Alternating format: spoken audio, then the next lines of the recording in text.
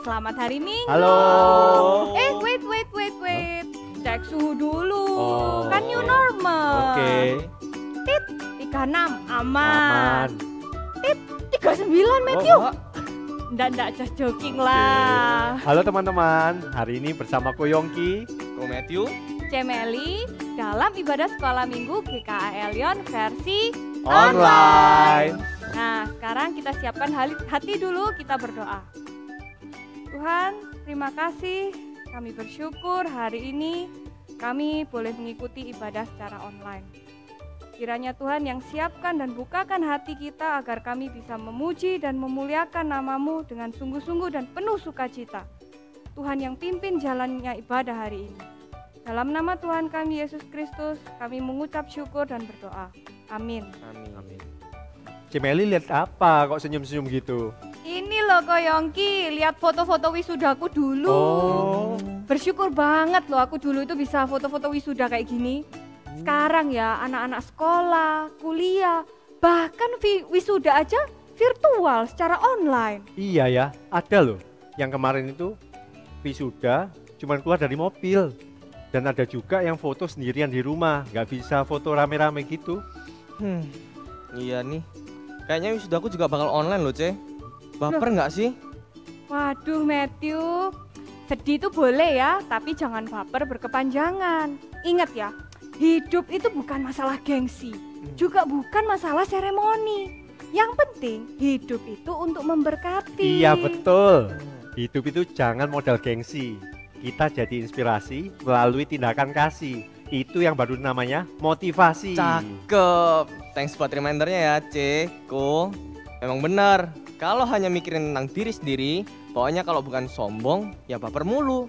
Padahal hidup ini bukan tentang kita, melainkan tentang Tuhan yang sudah menjadikan dan menebus kita.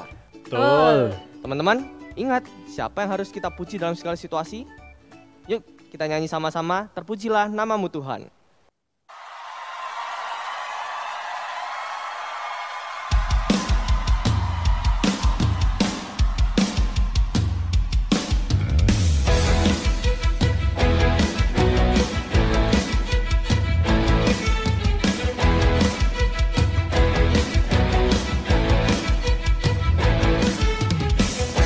Terpujilah namamu Tuhan, kuat dan penuh kemuliaan. Satu suara kami nyatakan, kebesaran-Mu tetap selamanya. Terpujilah namamu Tuhan, ajaib dan penuh keagungan. Satu hati kami nyatakan, kerajaan-Mu kekal selamanya.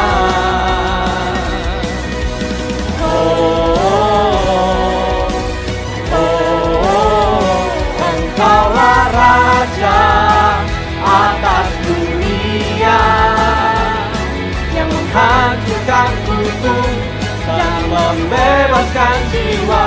Kami bersorak, bertepuk tangan. Engkau Tuhan berjaya dan memerintah untuk. Engkaulah Raja atas dunia, yang menghancurkan kutub dan membebaskan jiwa. Engkaulah Raja atas dunia, yang menghancurkan kutub dan membebaskan jiwa. Kami bersorak, bertepuk tangan. Engkau Tuhan berjaya dan memerintah untuk. Engkaulah Raja atas dunia, yang menghancurkan kutub dan membebaskan jiwa. Kami bersorak, bertepuk tangan. Engkau Tuhan berjaya dan memerintah untuk.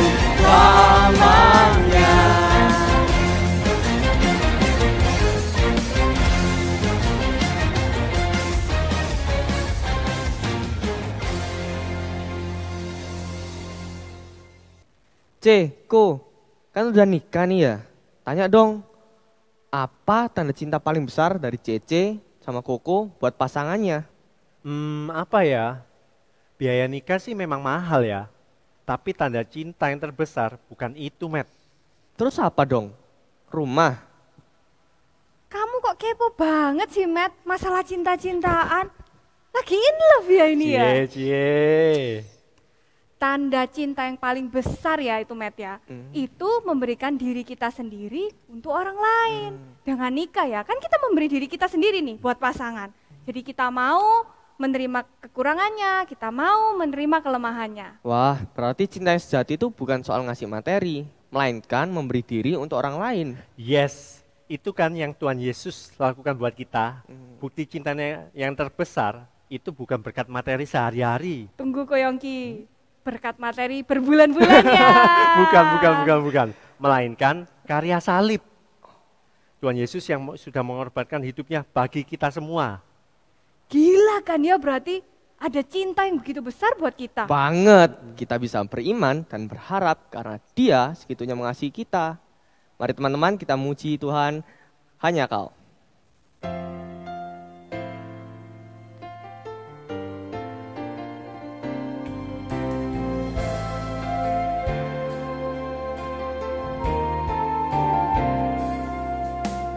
Telah buktikan cintamu padaku, kau membayarku dengan hidupmu, ku bersyukur.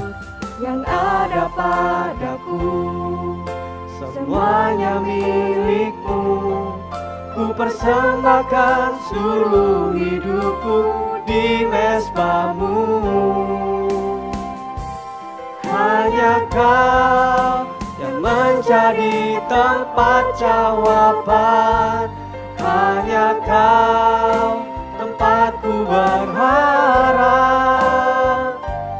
Berjalan bersamamu ku takkan goyah, sebab tangan kasih-Mu tersedia bagiku. Selamanya Kau ku cinta,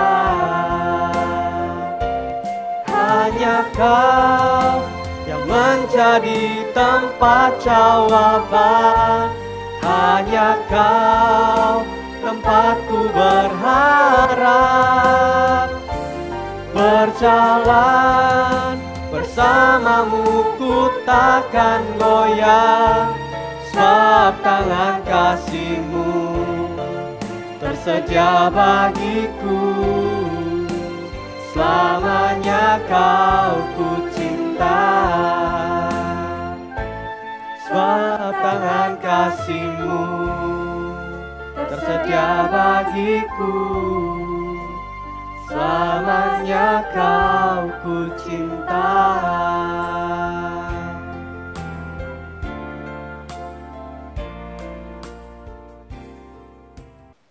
Halo guys, kali ini Cemeli mau mukbang ala YouTuber internasional dengan menu sejuta umat, menu yang Cemeli yakin kalian semua doyan. Apalagi kalau bukan ayam goyeng.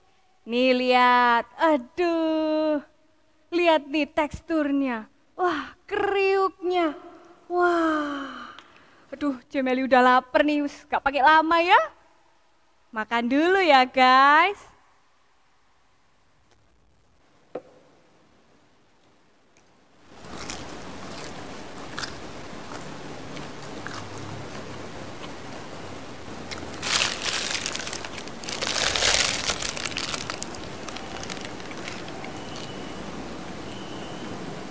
Halo guys, hari ini Koyongki mau mukbang dan review.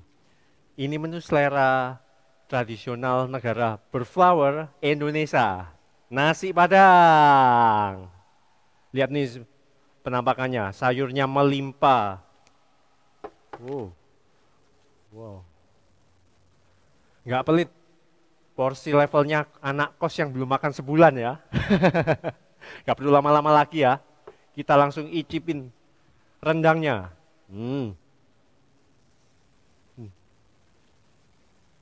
Hmm. Hmm. Hmm. Enak, Pol. Rasanya nendang Pol, nampol banget. By the way ya guys, rendang ini menurut berita dinobatkan sebagai makanan yang paling enak nomor 1 sedunia. Gak bohong, bukan hoax. Mantap, gurih. Aduh, bumbunya meresap. Lihat nih tekstur dagingnya. Empuk, kayak pancen the best deh. Pokoknya memang rendang ini. Kita coba dengan nasi aja ya.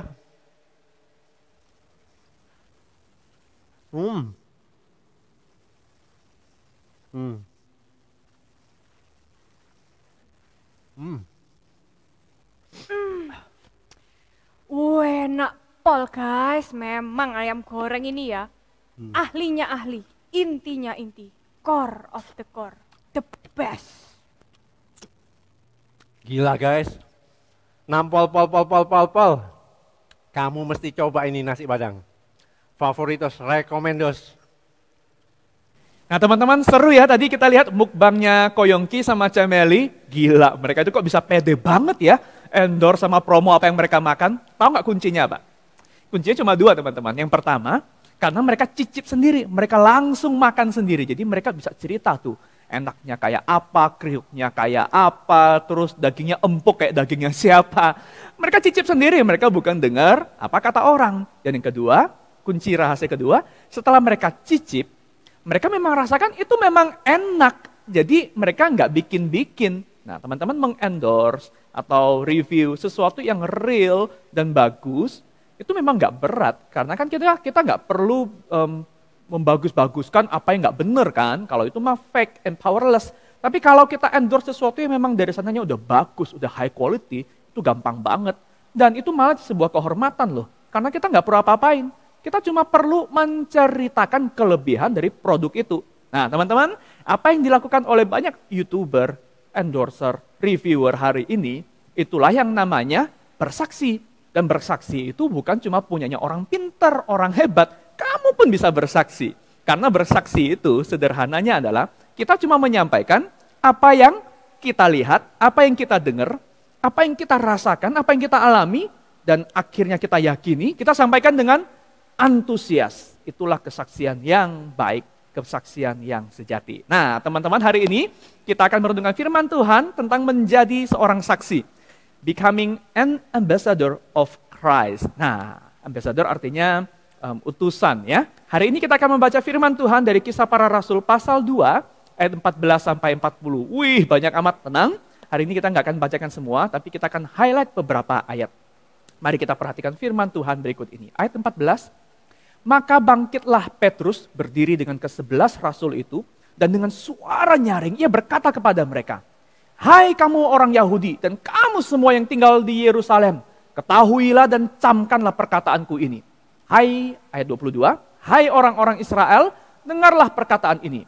Yang aku maksudkan ialah Yesus dari Nazaret, seorang yang telah ditentukan Allah dan yang dinyatakan kepadamu dengan kekuatan-kekuatan dan mukjizat-mukjizat dan tanda-tanda yang dilakukan oleh Allah dengan perantaraan Dia di tengah-tengah kamu, seperti yang kamu tahu. Dia yang diserahkan Allah menurut maksud dan rencananya telah kamu salibkan dan kamu bunuh oleh tangan bangsa-bangsa durhaka." Ayat 32. Yesus inilah yang dibangkitkan Allah, dan tentang hal itu kami adalah saksi. Dan sesudah ia ditinggikan oleh tangan kanan Allah dan menerima Roh Kudus yang dijanjikan itu, maka dicurahkannya apa yang kamu lihat dan kamu dengar di sini. Karena waktu itu Petrus dan 11 murid lainnya dapat Roh Kudus ya. Jawab Petrus kepada mereka, ayat 38, "Bertobatlah dan hendaklah kamu masing-masing memberi dirimu dibaptis dalam nama Yesus Kristus untuk pengampunan dosamu. Maka kamu akan menerima karunia Roh Kudus. Sebab bagi kamulah janji itu, dan bagi anak-anakmu, dan bagi orang yang masih jauh, yaitu sebanyak yang akan dipanggil oleh Tuhan Allah kita." Dan dengan perkataan lain lagi, ia memberi suatu kesaksian yang sungguh-sungguh, dan ia mengecam dan menasehati mereka. Katanya, berilah dirimu diselamatkan dari angkatan yang jahat ini. Nah teman-teman, ini Petrus ceritanya juga sedang endorse, sedang review, dan bahkan sedang promote, sedang bersaksi tentang sesuatu. Dia bersaksi tentang seorang yang bernama Yesus. Dan kenapa Petrus bisa bersaksi dengan begitu berani sampai mengecam dan menasehati? Tahu nggak, Petrus itu nggak mulai dari seorang yang berani. Yang kita lihat ini adalah sebuah proses yang sudah jadi.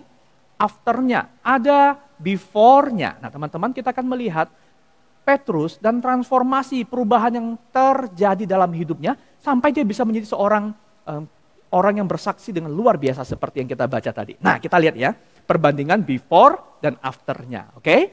Nah yang pertama, kamu tentu familiar, kita juga pernah bahas dalam firman Tuhan di kebaktian online tentang Petrus sebelum Yesus disalibkan. Dia itu pengecut, dan bahkan setelah Yesus disalibkan, Petrus itu betul-betul pengecut. Kamu tahu, sebelum dia menjadi seorang yang berani memberitakan sekarang, dia sebelumnya adalah pengecut karena waktu Yesus disalibkan, dia mengendap-endap. Padahal dia yang bilang kan, Yesus kemanapun engkau pergi, yang lain lari, aku akan mati bersamamu. Tetapi justru ketika Yesus ditangkap, dia mengendap-endap. Dia bersembunyi di dalam rumah. Karena takut ditangkap. Tetapi sekarang kita lihat ya, yang terjadi, apa yang terjadi? Sekarang kok tiba-tiba dia bahkan berani tampil di depan lebih dari 3.000 orang. Wow, lebih dari 3.000 orang. Kalau dulu sembunyi-sembunyi, sekarang kenapa jadi berani? Apa yang terjadi? Nah yang kedua, sebelumnya, before, dia itu adalah orang yang pernah berkata pada Yesus. Berkata pada orang yang waktu itu ada yang berkata pada Petrus, aku kenal kamu kan muridnya Yesus, kamu tahu Petrus jawab apa? Dia berkata, aku tidak kenal dia, sungguh mati. Dia bersumpah bahwa dia tidak kenal Yesus. Dia menyangkal Yesus. Tapi sekarang, siapa yang dia ceritain? Dia cerita tentang Yesus yang dibangkitkan Allah, dan dia berani bilang, tentang hal itu semua, kami adalah saksi. Wow, dari seorang yang menyangkal menjadi seorang yang justru memberitakan. Apa yang terjadi? Mengapa Petrus yang dulunya pengecut jadi pemberani? Mengapa yang dulunya menyangkal justru sekarang berani menceritakan? Apa yang mengubah Petrus? Teman-teman, Petrus nggak sekolah. Dia nggak sekolah Alkitab, tiba-tiba jadi berani. Petrus bukan ahli agama yang bisa cerita mengajar dengan baik. Dia seorang nelayan. Nah kalau mau tanya Petrus, cerita tentang ikan, cerita tentang melaut, nah itu dia pakar tuh, dia bisa cerita. Tapi ini cerita tentang agama, tentang diri Yesus, tentang Tuhan. Apa yang membuat Petrus bisa promote, endorse, sampai sebegitunya? Ada sesuatu yang terjadi, ada dua hal yang terjadi juga teman-teman. Yang pertama, sama seperti mukbang yang dilakukan oleh Cemheli dan juga Ko Yongki. Yang pertama adalah, Petrus itu mengalami sendiri. Petrus mengalami sendiri berjumpa dengan Yesus, melihat, memegang, makan bersama, mendengar suaranya, bertatap muka. Petrus mengalami waktu Yesus bangkit, Yesus datang, Yesus mengobrol, Yesus menerima dia kembali. Padahal dia kan maksudnya sudah fail, sudah gagal kan, tapi Yesus menerima dia kembali dan Yesus berkata, apakah engkau mengasihi aku? Nah, kita pernah merenungkan firman Tuhan ini dan Yesus berkata, gembalakanlah domba-dombaku. Petrus diangkat, diterima oleh Yesus, dia berjumpa dengan Yesus, dia tahu Yesus sudah bangkit, Yesus nggak mati, Yesus nggak meninggalkan dirinya, sehingga karena dia mengalami sendiri, ya jelas dia jadi berani dong. Dia nggak ragu-ragu lagi. Dan yang kedua kamu tahu, yang terjadi adalah, yang kita baca tadi, itu adalah waktu sesaat setelah Petrus dan rasul-rasul itu menerima pencurahan Roh Kudus. Ya, Roh Kudus turun atas mereka, sehingga ketika menerima Roh Kudus, mereka nggak sembunyi lagi. Mereka langsung keluar berhadapan dengan 3.000 orang. Wow, teman-teman, dua hal ini yang terjadi pada Petrus dan murid-murid. Yaitu satu, mereka mengalami sendiri, berjumpa dengan Yesus, ngobrol, diteguhkan, dipulihkan, dikasihi. Dan yang kedua, menerima Roh Kudus. Teman-teman, you can only give what you have. You can only give what you have. Kita cuma bisa memberi apa yang kita terima. Kalau kita nggak punya keberanian, ya kita nggak berani muncul. Kalau kita nggak tahu sesuatu, ya kita nggak berani ngomong. Karena kita hanya seberani apa yang kita yakini. Nah teman-teman, itulah bersaksi. Menjadi seorang saksi yang baik itu bukan karena kamu pinter. Bukan karena kamu sempurna. Tapi kamu ingat, bersaksi itu hanya menyampaikan apa yang kamu terima. Apa yang kamu lihat, yang kamu dengar, yang kamu rasakan, yang kamu alami, dan kamu yakini dengan antusias. Apakah berarti bersaksi itu mesti selalu sempurna seperti Petrus? Tahu nggak teman-teman? Bahwa before afternya Petrus, ini bukan berarti setelah berjumpa dengan Yesus sekali, dipenuhi Roh Kudus sekali, lalu Petrus selama-lamanya jadi orang yang berhasil yang sempurna. Enggak sama sekali. Nah sekarang aku mau tunjukin satu bagian lagi dari Galatia 2 ayat 11 sampai 14. Ini adalah kisah kelemahan Petrus. Loh, Petrus masih ada kelemahan? Iya. Petrus berdosa? Iya. Dia bersalah? Iya. Bahkan setelah berjumpa dengan Yesus dan terima Roh Kudus? Yes. Nah nanti kamu di rumah bisa baca ayat ini. Ini adalah kisah tentang bagaimana Petrus, waktu itu gereja mula-mula, udah jadi kan, tapi waktu itu ada kontroversi. Karena orang Kristen yang dari ras Yahudi, suku Yahudi, itu masih mengharuskan, kamu boleh percaya Tuhan, Yesus, ya kita Kristen, tapi kita tetap mesti ikut tradisi Yahudi. Mesti ada, nah mereka ada ritual sunat ya, kemudian mereka juga kalau makan, orang Yahudi itu nggak boleh bareng sama yang non-Yahudi. Semua harus diikutin. Nah Petrus dan gereja mula-mula waktu itu udah memutuskan enggak. Kita enggak ada pembedaan itu. Kita adalah orang Kristen pertama-tama. Soal ras Yahudi non-Yahudi itu sesuai dengan rasnya saja. Orang Yahudi ikutin, orang non-Yahudi tidak wajib ikutin aturannya orang Yahudi. Tapi harus saling menghormati. Nah Petrus satu kali itu bersama dengan orang-orang Kristen Yahudi itu makan bersama-sama dengan orang-orang Kristen yang bukan Yahudi. Yang menurut orang Yahudi enggak boleh kan. Tapi Petrus percaya kita semua orang Kristen. Jadi dia berbaur tuh, makan bareng-bareng. Tapi celakanya, ketika ada orang-orang Kristen Yahudi datang, tuh orang-orang Kristen Yahudi ya, Petrus yang awalnya duduk makan bersama dengan orang-orang Kristen bukan Yahudi, itu tiba-tiba pindah memisahkan diri, lalu duduk dengan orang Kristen yang Yahudi. Dan banyak orang-orang Kristen lainnya ikut-ikut Petrus, karena Petrus kan itu kan kepala, dia figur. Banyak yang ikut-ikut perbuatan seperti itu dan itu adalah perbuatan yang munafik. Mestinya nggak apa-apa, kalau memang dari awal enggak ya enggak. Tapi dia sudah duduk bersama, tapi begitu ada orang lain dia merasa aduh takut. Mungkin takut nanti ditegur, mungkin takut dicap macam-macam. Tuh. Teman-teman, Petrus bagaimana? Petrus yang berkhotbah di depan 3.000 orang, apakah hidupnya selalu sempurna? No teman-teman. Tetapi yang mau firman Tuhan katakan dengan menceritakan kelemahan Petrus ini adalah bahwa kita ini menjadi saksi Kristus itu bukan karena kita sempurna. Dan bukan dalam kesempurnaan saja kita bisa mewartakan nama Yesus. Justru ini poinnya teman-teman. Menjadi saksi Kristus, utusan Kristus, itu berarti kita sudah menerima terlebih dahulu, sehingga kita cuma menampilkan apa yang Tuhan sudah berikan. Tidak lebih, tidak kurang. Perhatikan ya, yang kita tampilkan adalah apa yang Tuhan berikan. Kita bukan menampilkan kita menampilkan apa yang Tuhan berikan, tidak lebih, tidak kurang. Maka apa yang Tuhan sudah berikan kepada kamu, kepada Koko, kepada kita. Tuhan berikan anugerahnya, penerimaan tanpa syaratnya. Dan ini berarti kita jadi saksi Kristus itu bukan cuma waktu kita berhasil dan kita baik aja. Memang ya, kita perlu ya tunjukkan hidup yang baru. Jadi lewat keberhasilan, lewat kebaikan kita memuliakan nama Tuhan. Nah, tapi teman-teman perhatikan, keberhasilan dan kebaikan kita, itu hati-hati. Karena kalau seringkali kita ngomong soal prestasi, itu orang lihatnya siapa? Lihat kita, lihat kamu, bukan lihat Tuhan.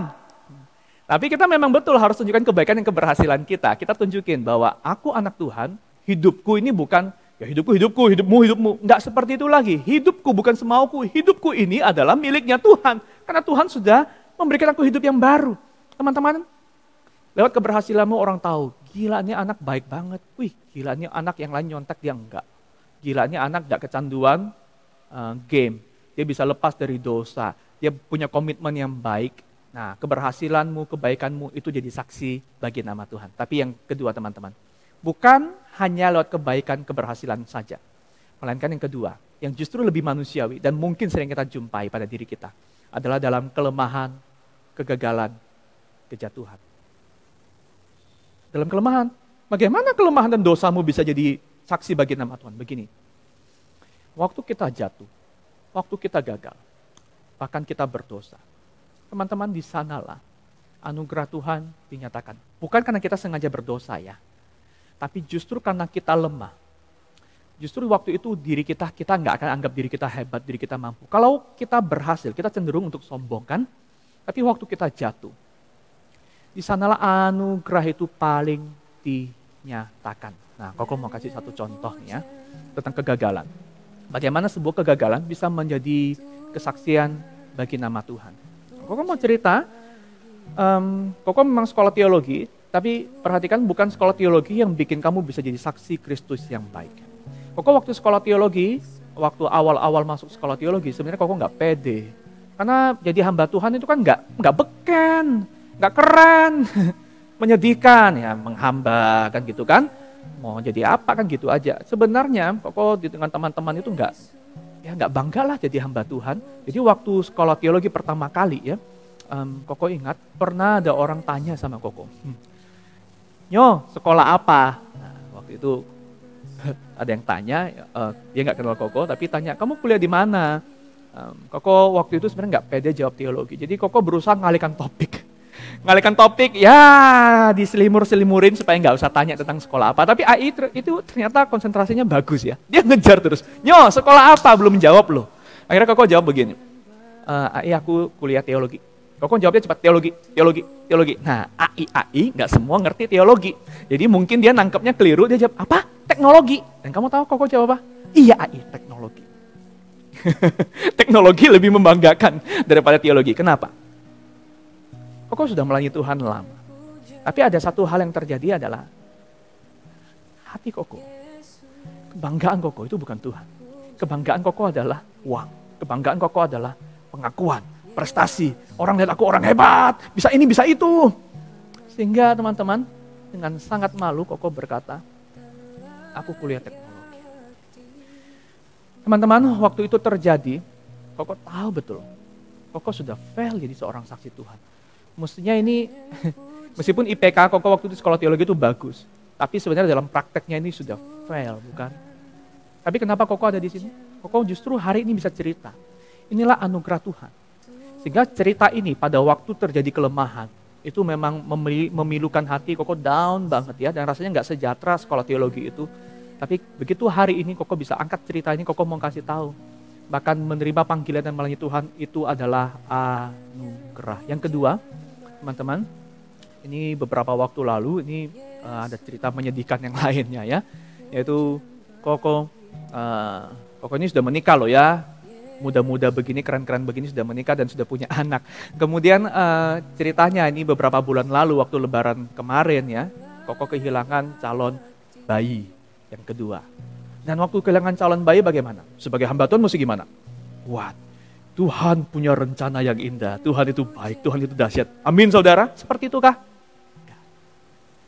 Kamu tahu kesaksian yang paling real itu apa?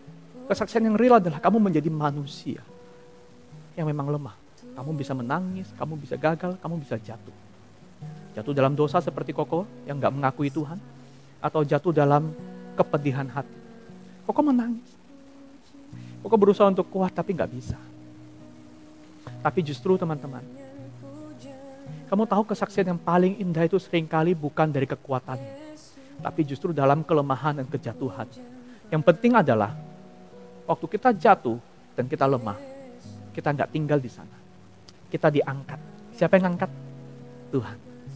Anugerah Tuhan. Dan kini kalau ini diceritakan kembali, ini bisa menjadi kesaksian yang indah tentang bagaimana anugerah Tuhan yang memulihkan. You can only give what you have. Kalau kamu terima kasih Tuhan, anugerah Tuhan, kamu akan bisa ceritakan itu.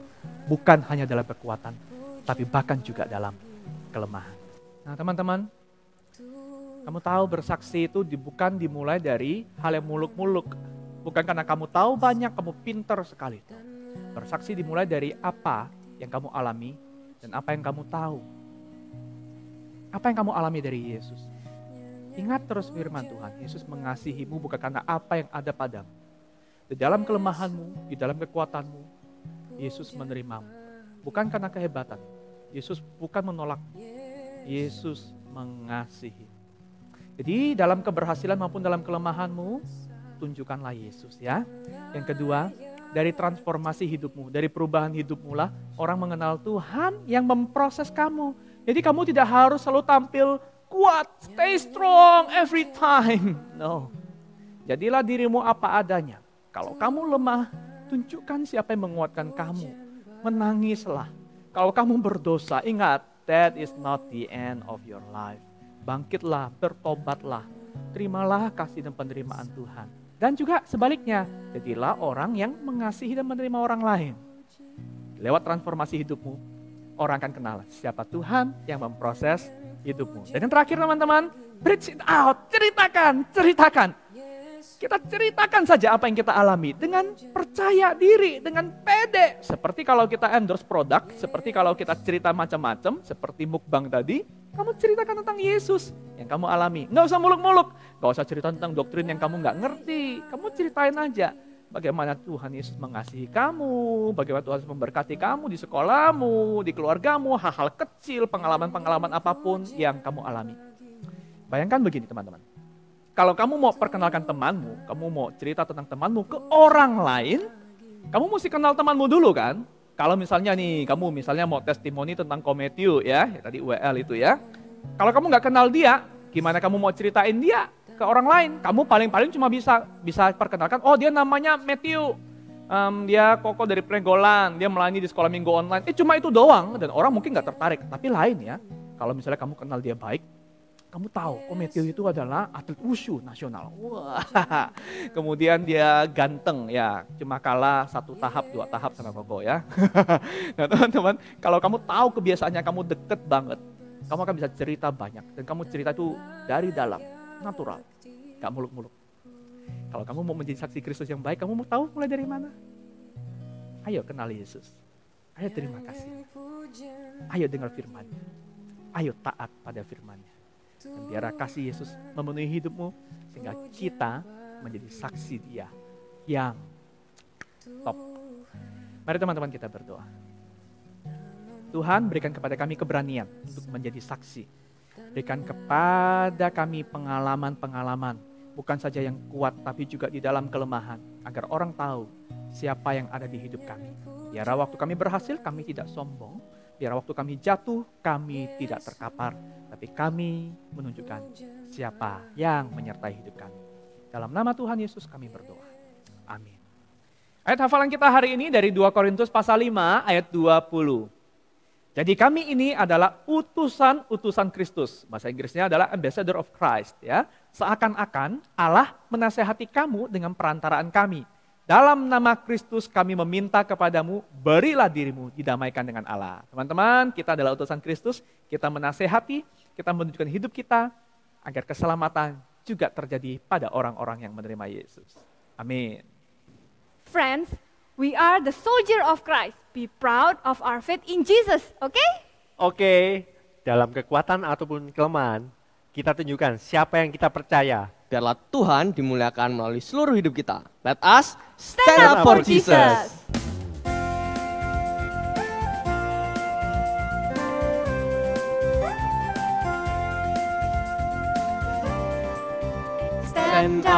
Stand up for Jesus. Stand in His strength alone. The arm of flesh will fail you. Ye dare not trust your own. Put on the gospel armor, which peace put on with prayer. Where duty calls or danger, be never wanting there. Hai bangkit bagi Yesus, pahlawan salibnya.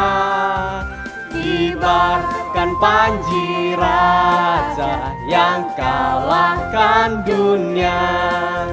Dia pimpin sergadunya, menang senantiasa hingga tumpas seluruhnya. Kristus Tuhan kekal.